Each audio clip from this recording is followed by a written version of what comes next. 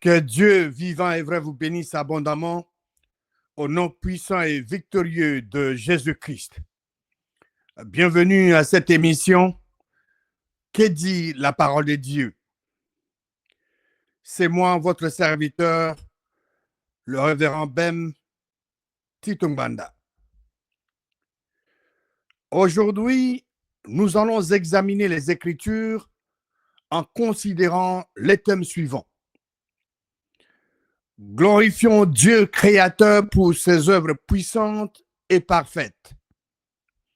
Glorifions Dieu créateur pour ses œuvres puissantes et parfaites. Mes chers frères et sœurs en Christ, imaginez un instant un monde plongé dans les ténèbres, un vide immense, un chaos sans forme ni vie. Maintenant, imaginez une voix puissante, une voix qui traverse l'éternité, une voix qui n'a besoin que de prononcer une parole pour que l'impossible devienne réalité. Que la lumière soit.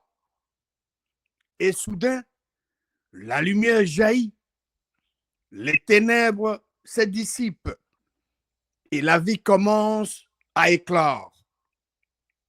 Cette voix, c'est celle de notre Dieu créateur. Les dieux pour qui rien n'est impossible. Les dieux qui fait toutes choses nouvelles. Aujourd'hui, nous allons plonger dans le récit le plus puissant, le plus fondateur de toute l'histoire, la création du monde par Dieu. Nous allons trouver ces récits dans le livre de Genèse. Ce n'est pas simplement un récit du passé, c'est une déclaration de la grandeur de notre Créateur, une invitation à contempler sa puissance, sa sagesse et son amour infini. Chaque détail de la création, la lumière, les cieux, les mers, les étoiles, les animaux et enfin l'homme, nous rappelle que nous servons un Dieu qui est au-dessus de tout, un Dieu qui parle et le monde prenne forme, un Dieu créateur qui ordonne et les chaos se transforment en beauté. Mais cet enseignement ne se limite pas à admirer ce que Dieu a fait. Il nous appelle à une réponse, l'adoration, la confiance et l'engagement. Si Dieu créateur a pu créer l'univers à partir de rien, ne peut-il pas transformer nos vies? S'il a ordonné les étoiles dans le ciel, ne peut-il pas mettre de l'ordre dans nos situations chaotiques? S'il a créé l'homme à son image, ne nous a-t-il pas donné une destinée glorieuse? Alors aujourd'hui, préparez vos cœurs à être émerveillés. Préparez-vous à être motivés, à être transformés. Pourquoi? Parce que nous allons contempler la grandeur de notre Dieu créateur. Et cette contemplation va nous pousser à l'adorer comme jamais auparavant. Prêt? Allons-y. Et que nos cœurs s'élèvent pour glorifier celui qui a tout accompli par sa parole puissante. S'il vous plaît, prenez vos Bibles et allez avec moi dans le livre de Genèse, chapitre 1. Aujourd'hui, nous allons examiner les Écritures en considérant le thème Suivant. Glorifions Dieu créateur pour ses œuvres puissantes et parfaites. Glorifions Dieu créateur pour ses œuvres puissantes et parfaites. Genèse chapitre 1. Le premier mot dans la Bible, c'est Dieu. Dieu, au commencement, créa les cieux et la terre. Je vais faire la lecture de ce chapitre. La terre devint informe et vide. Il y avait des ténèbres à la surface de l'abîme et l'Esprit de Dieu se mouvait au-dessus des cieux. Dieu dit que la lumière soit et la lumière fut. Dieu vit que la lumière était bonne et Dieu sépara la lumière d'avec les ténèbres. Verset 5. Dieu appela la lumière jour et il appela les ténèbres nuit. Ainsi, il y eut un soir et il y eut un matin. Ce fut le premier jour. Verset 6. Dieu dit qu'il y a une étendue entre les eaux et qu'elle sépare les eaux d'avec les eaux. Et Dieu fit l'étendue. Et Dieu sépara les eaux qui sont au-dessous de l'étendue d'avec les eaux qui sont au-dessus de l'étendue. Et cela fut ainsi. Verset 8. Dieu appela l'étendue ciel. Ainsi, il y a un soir et il y a un matin. Ce fut le second jour. Dieu dit que les eaux qui sont au-dessous du ciel se rassemblent en un seul lieu et que le sec paraisse. Et cela fut ainsi. Dieu dit que les eaux qui sont au-dessous du ciel se rassemblent en un seul lieu et que le sec paraisse, et cela fut ainsi. Dieu appela le sec terre et il appela la main des eaux mer. Dieu vit que cela était bon. Puis Dieu dit que la terre produise de la verdure, de l'herbe portant de la sémence, des arbres fruitiers donnant du fruit selon leur espèce et ayant en eux leur sémence sur la terre. Et cela fut ainsi. La terre produisit de la verdure, de l'herbe portant de la sémence selon son espèce, et des arbres donnant du fruit et ayant en eux leur sémence selon leur espèce. Dieu vit que cela était bon. Ainsi, il y a un soir et il y a un matin. Ce fut le troisième jour. Verset 14. Dieu dit qu'il y ait de luminaires dans l'étendue du ciel pour séparer le jour d'avec la nuit. Que ce soit des signes pour marquer les époques, les jours et les années. Et qu'ils servent de luminaires dans l'étendue du ciel pour éclairer la terre. Et cela fut ainsi.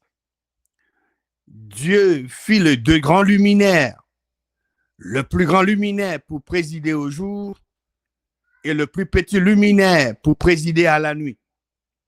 Il fit aussi les étoiles. Dieu le plaça dans l'étendue du ciel pour éclairer la terre, pour présider au jour et à la nuit, et pour séparer la lumière d'avec les ténèbres. Dieu vit que cela était bon. Ainsi, il y eut un soir et il y eut un matin. Ce fut le quatrième jour. Dieu dit que les eaux produisent en abondance des animaux vivants et que des oiseaux volent sur la terre vers l'étendue du ciel. Dieu créa les grands poissons et tous les animaux vivants qui se meuvent et que les eaux produisirent en abondance selon leur espèce. Il créa aussi tout oiseau ailé selon son espèce. Dieu vit que cela était bon. Dieu le bénit en disant, soyez féconds, multipliez et remplissez les eaux de mer et que les oiseaux multiplient sur la terre. Ainsi, il y a un soir et il y a un matin. Ce fut le cinquième jour. Dieu dit que la terre produise des animaux vivants selon leur espèce, du bétail, des reptiles et des animaux terrestres selon leur espèce. Et cela fut ainsi. Dieu fit les animaux de la terre selon leur espèce, le bétail selon son espèce, et tout le reptile de la terre selon leur espèce. Dieu vit que cela était bon. Puis Dieu dit, faisons l'homme à notre image, selon notre ressemblance, et qu'il domine sur le poisson de la mer, sur les oiseaux du ciel, sur le bétail, sur toute la terre et sur tous les reptiles qui rampent sur la terre. Dieu créa l'homme à son image. Il le créa à l'image de Dieu. Il créa l'homme et la femme.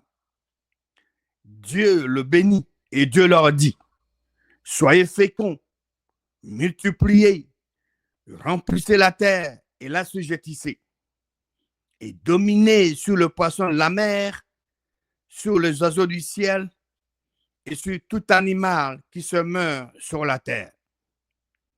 Et Dieu dit, voici, je vous donne toute herbe portant de la sémence et qui est à la surface de toute la terre, et tout arbre ayant en lui du fruit d'arbre et portant de la sémence. Ce sera votre nourriture. Et à tout animal de la terre, à tout oiseau du ciel, et à tout ce qui se met sur la terre, ayant en soi un souffle de vie, je donne toute herbe verte pour nourriture. Et cela fut ainsi. Dieu vit tout ce qu'il avait fait, et voici, cela était très bon. Ainsi, il y a un soir et il y a un matin, ce fut le 6e jour. Ainsi fut achevé les cieux et la terre et toute leur armée. Dieu acheva au 7e jour son œuvre qu'il avait faite. Et il se reposa au 7e jour de toute son œuvre qu'il avait faite. Dieu bénit le 7e jour et il le sanctifia parce qu'en ce jour, il se reposa de toute son œuvre qu'il avait créée en la faisant. Mes chers frères et sœurs en Christ, comme je venais juste de le dire, aujourd'hui, nous allons contempler la grandeur de notre Dieu créateur. Les Écritures que nous venons de lire nous plongent dans le récit fondateur de toute existence, la création des cieux, de la terre et de tout ce qui s'y trouve. Ce passage ou ce récit n'est pas simplement un récit historique, mais une invitation à adorer celui qui, par sa parole puissante, a tout fait à partir de rien. Rien n'est impossible à notre Dieu. Et chaque détail de sa création révèle sa gloire, sa sagesse et son amour. Nous allons développer notre enseignement d'aujourd'hui en examinant les 4 points ci-après. 1. La parole créatrice des dieux. 2. La sagesse et la bonté de Dieu dans sa création. 3. L'homme, couronnement de la création. Et 4. Le repos de Dieu. La parole créatrice de Dieu, la sagesse et la bonté de Dieu dans sa création, l'homme, couronnement de la création, et enfin le repos de Dieu. Point numéro 1, la parole créatrice de Dieu, une puissance inégalée. Au commencement, Dieu dit que la lumière soit, et la lumière fut. Par sa parole, Dieu Créateur a appelé à l'existence tout ce qui existe. Il n'a pas eu besoin de matériaux préexistants, d'outils ou d'aide. Sa parole suffit. Quand Dieu créateur parle, les ténèbres se dissipent, les chaos deviennent ordre et la vie surgit. Qu'est-ce que nous pouvons tirer ou appliquer dans nos vies de chaque jour en considérant la parole créatrice de Dieu qui a une puissance inégalée? Si Dieu peut créer l'univers par sa parole, ne peut-il pas transformer nos vies? Ne peut-il pas faire l'impossible dans nos situations désespérées? Aujourd'hui, rappelons-nous que sa parole est toujours vivante et puissante. Confions-lui nos fardeaux, car il est capable de faire infiniment au-delà de tout ce que nous demandons ou pensons, comme cela est mentionné dans le livre d'Éphésiens, Éphésiens chapitre 3 au verset 20. Deuxième point, la sagesse et la bonté de Dieu dans sa création. À plusieurs reprises, le chapitre 1 de Genèse répète « Et Dieu vit que cela était bon ». Chaque élément de la création, la lumière, les eaux, la terre, les plantes, les astres, les animaux, reflètent la perfection de Dieu créateur. Rien n'est laissé au hasard. Tout est ordonné avec précision et amour. Qu'est-ce que nous pouvons appliquer dans nos vies de chaque jour en considérant la sagesse et la bonté de Dieu dans sa création? Si Dieu, le Créateur, a pris soin de chaque détail de la création, combien plus prend-il soin de nous, ses enfants bien-aimés, nous qui avons Dieu en Christ en nous, nous avons sa nature en nous, nous sommes ses enfants, nous sommes ses héritiers. En tant qu'héritiers, tout ce qui appartient à Dieu créateur nous appartient légalement. N'est-ce pas merveilleux? Nous sommes l'aboutissement de sa création, créé à son image et à sa ressemblance. Nous avons une valeur inestimable à ses yeux. Aujourd'hui, glorifions-le pour sa sagesse infinie et sa bonté inépuisable. Troisième point, l'homme, couronnement de la création, une responsabilité et une bénédiction. Dieu, le créateur de toutes choses, a créé l'homme et la femme à son image, leur donnant autorité sur toute la terre. Il les a bénis et leur a confié une mission, remplir la terre, la gérer et en prendre soin. Cette responsabilité est à la fois un privilège et un appel à refléter le caractère de Dieu dans notre gestion de sa création. Et nous avons la plus grande création de Dieu, nous sont les dons du Saint-Esprit. Nous venons de nous rappeler que l'homme est le couronnement de la création, une responsabilité et une bénédiction. Qu'est-ce que nous pouvons appliquer dans nos vies de chaque jour en considérant ces points? En tant qu'enfants de Dieu créateur, nous sommes appelés à être des intendants fidèles de tout ce qui nous a confié, notre temps, nos talents et nos ressources.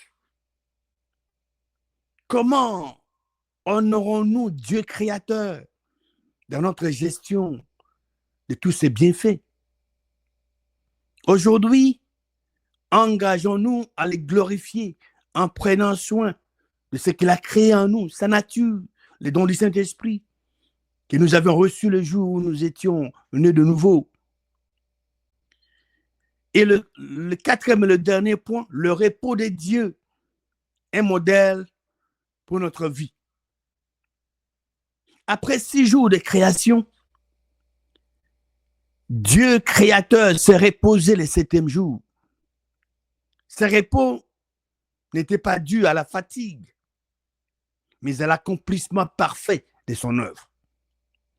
Il a sanctifié ce jour en faisant un modèle pour nous. Qu'est-ce que nous pouvons appliquer dans nos vies de chaque jour en considérant le repos de Dieu? Dans un monde où le stress et l'agitation dominent, Dieu créateur nous invite à entrer dans son repos. Le sabbat est un rappel que notre valeur ne réside pas dans ce que nous accomplissons, mais dans notre identité en lui. Prenons du temps pour nous reposer en sa présence, pour l'adorer et le remercier. Nous pouvons le faire d'une manière parfaite, en parlant en langue. Donc, ceci peut être accompli parfaitement en parlant en langue, qui est une adoration parfaite. Adorer le Père céleste en parlant beaucoup en langue dans votre vie privée de prière. Si vous voulez communiquer directement avec notre Créateur, parlez beaucoup en langue. La création tout entière proclame la gloire de Dieu créateur. Des cieux étoilés, aux profondeurs des océans, tout chante sa louange. Et nous, créés à son image, sommes appelés à être les porte-voix de cette louange. Aujourd'hui, levons nos voix pour les glorifier. Rappelons-nous que rien n'est impossible à notre Dieu. Ce qu'il a commencé dans la création, il l'achèvera dans nos vies. Que notre vie entière soit une offrande de louange à notre Dieu créateur qui fait toutes choses nouvelles. Bien-aimés frères et sœurs en Christ, alors que nous refermons ces chapitres magnifiques de la Genèse, nous ne pouvons rester indifférents face à la grandeur de notre Dieu créateur. Nous avons contemplé sa puissance, sa sagesse et son amour infini à travers chaque détail de sa création. Nous avons vu comment, par sa parole, il a transformé les chaos en ordre, les ténèbres en lumière et le vide en vie. Nous avons été rappelés que rien n'est impossible à notre Dieu créateur, celui qui a créé les cieux et la terre peut certainement accomplir de miracles dans nos vies aujourd'hui. Mais cette vérité ne doit pas rester simplement une belle histoire. Elle doit devenir une réalité vivante dans nos cœurs. Si Dieu créateur a pris soin de chaque détail de la création, combien plus prend-il soin de vous et de moi? S'il a donné à l'homme et à la femme une place d'honneur dans sa création, combien plus nous appelle-t-il à vivre dans sa présence, à refléter son image et à accomplir sa volonté? Aujourd'hui, alors que nous quittons ce moment d'enseignement, emportons avec nous cette conviction. Nous servons un Dieu créateur qui fait toutes choses nouvelles. Que ce soit dans nos familles, nos épreuves, nos rêves ou nos combats, sa parole est toujours aussi puissante. Il suffit qu'il dise une parole et les montagnes de nos vies peuvent être déplacées. Il suffit qu'il parle et les ténèbres se dissipent. Alors, lèvons-nous avec croyance et détermination. Lèvons nos voix pour les glorifier, non seulement pour ce qu'il a fait, mais pour ce qu'il est en train de faire et ce qu'il fera pour nous. Engageons-nous à être des intendants fidèles de sa création, à vivre dans son repos, en parlant beaucoup en langue, dans nos vies privées de prière et à proclamer sa grandeur dans chaque aspect de nos vies. Après avoir écouté cet enseignement, si glorifions Dieu créateur pour ses œuvres puissantes et parfaites, quelles sont les actions que nous devons prendre dans nos vies de chaque jour?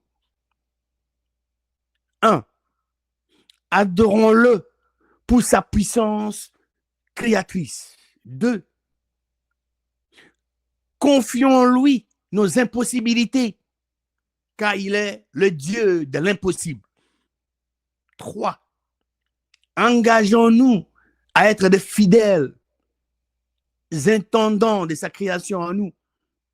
Et enfin, entrons dans ce repos en lui faisant confiance pour accomplir ses desseins parfaits.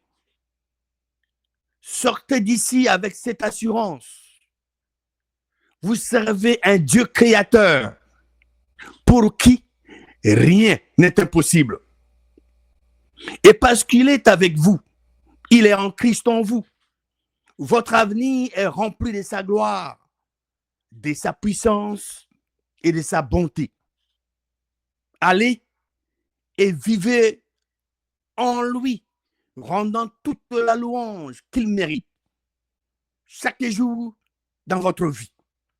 Et aidez les autres à faire la même chose. Que Dieu, le créateur de toutes choses, vous bénisse abondamment au nom puissant et victorieux de Jésus-Christ.